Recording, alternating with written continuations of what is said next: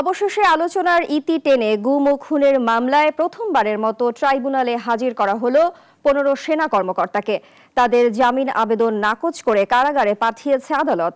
এ সেনা কর্মকর্তাদের গ্রেফতার করা হয়েছে নাকি আত্মসমর্পণ করেছেন এমন প্রশ্নে ট্রাইব্যুনাল বলেন দুটিই লেখা থাক।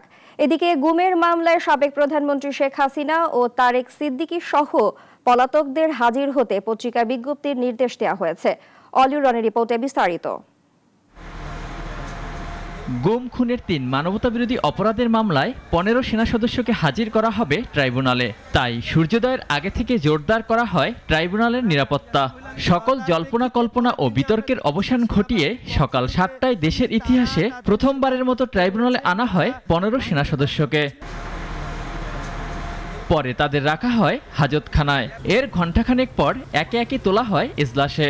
তবে সবকিছু ছাপিয়ে আলোচনায় এই সেনা সদস্যরা আত্মসমর্পণ করেছেন নাকি গ্রেপ্তার করে আনা হয়েছে। পরে ট্রাইব্যুনাল 15 সেনাকে গ্রেপ্তার দেখিয়ে কারাগারে পাঠান। 14 জন বন্দীকে সেখানে গুম করে রাখার অভিযোগে যে মামলাটি ছিল সেখানে 10 জন আসামিকে হাজির করা হয়েছিল।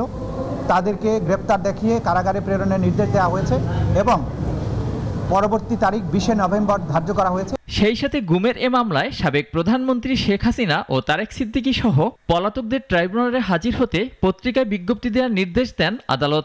শেখ হাসিনা সহ জেনারেল তারেক সিদ্দিকী সহ যে সমস্ত আসামি পলাতক আছেন তাদের বিরুদ্ধে পত্রিকায় বিজ্ঞপ্তি দিয়ে হাজির হওয়ার জন্য নির্দেশ দেওয়া হয়েছে।